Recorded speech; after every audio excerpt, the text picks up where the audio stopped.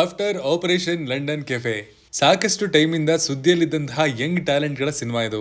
ಕವಿ ಶೆಟ್ಟಿ ಕನ್ನಡ ಚಿತ್ರರಂಗದಲ್ಲಿ ಕಳೆದ ಸಾಕಷ್ಟು ಸಮಯಗಳಿಂದ ಆಗಾಗ ತಮ್ಮ ವಿಭಿನ್ನವಾದ ಪ್ರಯತ್ನಗಳ ಮೂಲಕ ಸುದ್ದಿಯಲ್ಲಿರುವಂತಹ ಪ್ರತಿಭೆ. ಅವರು ಈಗ ಆಫ್ಟರ್ ಆಪರೇಷನ್ ಲಂಡನ್ ಕೆಫೆ ಸಿನಿಮಾದ ಮೂಲಕ ಒಬ್ಬ ಆಕ್ಷನ್ ಹೀರೋ ರೀತಿಯಲ್ಲಿ ಇಂಟ್ರೊಡ್ಯೂಸ್ ಆಗ್ತಿದ್ದಾರೆ. ಸಿನಿಮಾದ ಟ್ರೈಲರ್ ರಿಲೀಸ್ ಆಗಿದೆ. ಟ್ರೈಲರ್ ನೋಡಿ ನಮ್ಗೆ ಏನ್ ಅನಿಸ್ತು ಅನ್ನೋದನ್ನ ಇವತ್ತಿನ ವಿಡಿಯೋದಲ್ಲಿ ಹೇಳ್ತೀನಿ, ಬನ್ನಿ ನೋಡ್ಕೊಂಬರೋಣ. ಹಾಯ್, ಎಲ್ರಿಗೂ ನಮಸ್ಕಾರ ಅಂಡ್ ವೆಲ್ಕಮ್ ಟು ಖಡಕ್ ಸಿನಿಮಾ. ಇನ್ಸ್ಟೆಂಟ್ ಆಗಿ ಟ್ರೈಲರ್ ನೋಡಿದ ತಕ್ಷಣ ನನಗನ್ಸಿದ್ದು, ಹೌದಲ್ವಾ, ಸಾಕಷ್ಟು ಟೈಮ್ ಆಯಿತು ಈ ರೀತಿಯ ರೆವಲ್ಯೂಷನರಿ ಕಾನ್ಸೆಪ್ಟ್ ಇಟ್ಕೊಂಡು ಕನ್ನಡದಲ್ಲಿ ಯಾವ್ದಾದ್ರು ಒಂದು ಸಿನಿಮಾ ಬಂತು ಅಂತ. ಆಗಾಗ ಸಿನಿಮಾಗಳಲ್ಲಿ ಕೊನೆಗೆ ಯಾವುದೋ ಒಂದು ಮೂಲೆಯಲ್ಲಿ ನಮ್ಮ ಸಮಾಜದಲ್ಲಿ ಆಗ್ತಿರುವಂತಹ ಅನ್ಯಾಯಗಳ ವಿರುದ್ಧ ಒಂದು ಮೆಸೇಜ್ ಕೊಡುವಂತಹ ಪ್ರಯತ್ನ ಸಿನಿಮಾಗಳಲ್ಲಿ ನಡೀತಾ ಇರುತ್ತೆ. ಆದ್ರೆ ಆಫ್ಟರ್ ಆಪರೇಷನ್ ಲಂಡನ್ ಕೆಫೆ ಸಿನಿಮಾದಲ್ಲಿ ಅನ್ಯಾಯಗಳ ವಿರುದ್ಧ ಮಾತಾಡಬೇಕು ಅಂತಾನೆ ಒಂದು ಸಿನಿಮಾ ಮಾಡಲಾಗಿದೆ. ಇನ್ನು ಈ ಸಿನಿಮಾದಲ್ಲಿ ಆ ಗುಂಪಿನ ನಾಯಕನಾಗಿ ಕವಿ ಶೆಟ್ಟಿ ಕಾಣಿಸ್ಕೊಳ್ತಾರೆ. ಯಾವ ರೀತಿಯಲ್ಲಿ ಅವರ ರಗಡ್ ಲುಕ್ಕು, ಪವರ್ ಪ್ಯಾಕ್ ಆಕ್ಷನ್ ಜೊತೆಗೆ ಬುಲೆಟ್ ರೀತಿಯಲ್ಲಿ ಸಂಚರಿಸುವಂತಹ ಅವರ ಬುದ್ಧಿವಂತಿಕೆ ಕೂಡ ಟ್ರೈಲರ್ ಅಲ್ಲಿ ತೋರಿಸಲಾಗಿದೆ. ಟ್ರೈಲರ್ ನೋಡಿದ ತಕ್ಷಣ ಟೆಕ್ನಿಕಲಿ ನಾವು ಮೊದಲು ಡಿಒಪಿ ಆಗಿರುವಂತಹ RD ನಾಗಾರ್ಜುನ್ ಅವರ ಕ್ಯಾಮರಾ ವರ್ಕ್ಗೆ ಒಂದು ಹ್ಯಾಟ್ಸ್ ಆಫ್ ಹೇಳಲೇಬೇಕು. ಯಾಕಂದ್ರೆ ಪ್ರತಿಯೊಂದು ದೃಶ್ಯ ಹಾಗೂ ವಿಶೇಷವಾಗಿ ಆಕ್ಷನ್ ಸೀಕ್ವೆನ್ಸ್ ಗಳನ್ನ ಅವರು ತಮ್ಮ ಕ್ಯಾಮರಾದಲ್ಲಿ ಸೆರೆ ಹಿಡಿದಿರುವಂತಹ ರೀತಿ ಟ್ರೈಲರ್ ನ ನೋಡೋದಕ್ಕೆ ಇನ್ನಷ್ಟು ಇಂಟ್ರೆಸ್ಟಿಂಗ್ ಮಾಡ್ತು. ಇನ್ನು ಟ್ರೈಲರ್ ನೋಡ್ತಾ ಇರಬೇಕಾದ್ರೆ ಡಿಸ್ಕ್ರಿಪ್ಷನ್ ನೋಡ್ತಾ ಇದ್ದೆ. ವಿಶೇಷ ಅನ್ನೋ ಹಾಗೆ ಈ ಸಿನಿಮಾದ ಸ್ಟೋರಿಯನ್ನ ಬರೆದಿರೋದು ಸಿನಿಮಾದ ನಾಯಕ ನಟ ಆಗಿರುವಂತಹ ಕವಿ ಶೆಟ್ಟಿ ಅವರು. ಡೈರೆಕ್ಟರ್ ಸಡಗರ ರಾಘವೇಂದ್ರ ಅವರ ಜೊತೆಗೆ ಈ ಸಿನಿಮಾದ ಮೇಕಿಂಗ್ ನಲ್ಲಿ ಕವಿ ಶೆಟ್ಟಿ ಅವರ ಪಾತ್ರ ಕೂಡ ಸಾಕಷ್ಟು ಪ್ರಾಮಿನೆಂಟ್ ಆಗಿ ಕಾಣ್ತಿದೆ.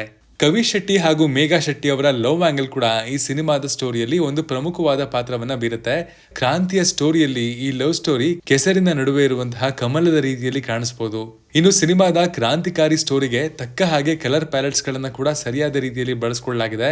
ಒಂದು ಸಿನಿಮಾದ ಸ್ಟೋರಿಯನ್ನ ಡೈರೆಕ್ಟರ್ ಯಾವ ರೀತಿಯಲ್ಲಿ ಹೇಳೋದಕ್ಕೆ ಹೋಗ್ತಾರೋ ಅದಕ್ಕೆ ಹೋಲಿಕೆ ಆಗುವಂತಹ ರೀತಿಯಲ್ಲೇ ಸೆಟ್ ಹಾಗೂ ಕಲರ್ ಕಾಂಬಿನೇಷನ್ ಇದ್ದಾಗ ಮಾತ್ರ ನೋಡುವಂತಹ ಆಡಿಯನ್ಸ್ಗೆ ಆ ಸ್ಟೋರಿ ಕನೆಕ್ಟ್ ಆಗೋದು. ಆಫ್ಟರ್ ಆಪರೇಷನ್ ಲಂಡನ್ ಕೆಫೆ ಸಿನಿಮಾದಲ್ಲಿ ಇದು ಪರ್ಫೆಕ್ಟ್ ಆಗಿ ವರ್ಕೌಟ್ ಆಗಿದೆ. ವಿಕ್ರಮ್ ಮೋರ್, ಅರ್ಜುನ್ ರಾಜ್ ಹಾಗೂ ಮಾಸ್ ಮಾದ ಸಿನಿಮಾದ ಆಕ್ಷನ್ ಸೀಕ್ವೆನ್ಸ್ ಗಳನ್ನ ಚೆನ್ನಾಗಿ ಕಂಪೋಸ್ ಮಾಡಿದ್ದಾರೆ. ಸಿನಿಮಾದ ಪ್ರಮುಖ ಹೈಲೈಟ್ ಕೂಡ ಅದೇ ಅಂತ ಹೇಳ್ತೀನಿ.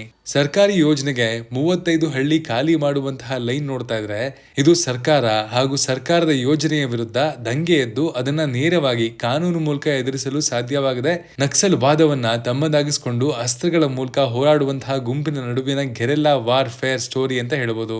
ಟ್ರೈಲರ್ ನಲ್ಲಿ ಹೀರೋ ಡೈಲಾಗ್ ನಿಂದಲ್ಲ ಆಕ್ಷನ್ ಮೂಲಕ ತೋರಿಸ್ತೀನಿ ಅನ್ನೋ ರೀತಿಯಲ್ಲಿ ರಿಫ್ಲೆಕ್ಟ್ ಆಗಿದ್ದಾರೆ. ನಮ್ಗೆ ಈ ಕೆಫೆ ಅನ್ನೋ ಟೈಟಲ್ ಕೇಳಲಾಗ್ಲಿಲ್ಲ ಮದ್ರಾಸ್ ಕೆಫೆ ಸಿನಿಮಾ ನೆನಪು ಬರುತ್ತೆ. ಅದು ಕೂಡ ಪೊಲಿಟಿಕಲ್ ಬ್ಯಾಕ್ ಗ್ರೌಂಡ್, ಅಂದ್ರೆ ರಾಜೀವ್ ಗಾಂಧಿ ಅವರ ಹತ್ಯಾಕಾಂಡದ ಹಿನ್ನೆಲೆಯ ಸ್ಟೋರಿಯನ್ನ ಹೊಂದಿತ್ತು. ಇಲ್ಲಿ ಆಪರೇಷನ್ ಲಂಡನ್ ಕೆಫೆ ಕೂಡ ಪೊಲಿಟಿಕಲ್ ವಿರುದ್ಧದ ಅಥವಾ ರಾಜಕೀಯ ಶಕ್ತಿಗಳ ವಿರುದ್ಧದ ಹೋರಾಟದ ಕಥೆಯನ್ನ ಹೊಂದಿರಬಹುದು. ಯಾವ್ದಾದ್ರೂ ವ್ಯಕ್ತಿಯ ಕಥೆನ ಇಲ್ಲಿ ಕೂಡ ಹೇಳೋದಕ್ಕೆ ಹೊರಟಿದ್ದಾರೆ ಅನ್ನೋ ಅನುಮಾನ ಕೂಡ ಇಲ್ಲಿ ಮೂಡುತ್ತೆ. ಕವಿ ಶೆಟ್ಟಿ ಅವರನ್ನ ಟ್ರೈಲರ್ ನಲ್ಲಿ ನಾಯಕನಾಗಿ ಸ್ವಲ್ಪ ಡೈಲಾಗ್ ಅಥವಾ ತಮ್ಮ ಕ್ಯಾರೆಕ್ಟರ್ ನ ಇನ್ನಷ್ಟು ಎಕ್ಸ್ಪೋಸ್ ಮಾಡಿದಿದ್ರೆ ಇನ್ನೂ ಸ್ವಲ್ಪ ಇಂಟ್ರೆಸ್ಟಿಂಗ್ ಆಗಿರ್ತಿತ್ತು ಅಂತ ಕೂಡ ಅನಿಸ್ತು.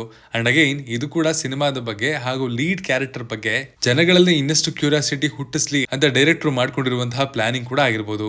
ಒಂದು ಒಳ್ಳೆ ಪೊಲಿಟಿಕಲ್ ಡ್ರಾಮಾ ಕಥೆನ ಈ ಸಿನಿಮಾದಿಂದ ಎಕ್ಸ್ಪೆಕ್ಟ್ ಮಾಡಬಹುದು ಅಂತ ಟ್ರೈಲರ್ ನೋಡಿದಾಗ ನಮ್ಗಂತೂ ಅನ್ಸುತ್ತೆ. ಇನ್ನು ಟ್ರೈಲರ್ ಅಲ್ಲಿ ಏನ್ ಬೆಟರ್ ಆಗ್ಬೋದಿತ್ತು ಅಂತ ಅನ್ಸಿದ್ದು ಅಂದ್ರೆ ಎಲ್ಲವನ್ನ ತೋರಿಸೋ ರಶ್ ಅಲ್ಲಿ ಕಥೆಯ ಮುಖ್ಯ ಗುರಿ ಏನು ಅನ್ನೋದು ಸ್ವಲ್ಪ ಮಿಸ್ ಆಗಿ ಕಾಣುತ್ತೆ. ಆಪರೇಷನ್ ಲಂಡನ್ ಕೆಫೆ ಅಂದ್ರೆ ಏನು ಅಥವಾ ಹೀರೋನ ಅಸಲಿ ಸಮಸ್ಯೆ ಏನು ಅಂತ ಒನ್ ಲೈನ್ ಕ್ಲಾರಿಟಿ ಕೊಟ್ಟಿದ್ದಿದ್ರೆ ಪ್ರೇಕ್ಷಕರಿಗೆ ಇನ್ನಷ್ಟು ಕನೆಕ್ಟ್ ಆಗ್ತಿತ್ತೇನೋ ಅಂತ ಕೂಡ ಅನಿಸ್ತು.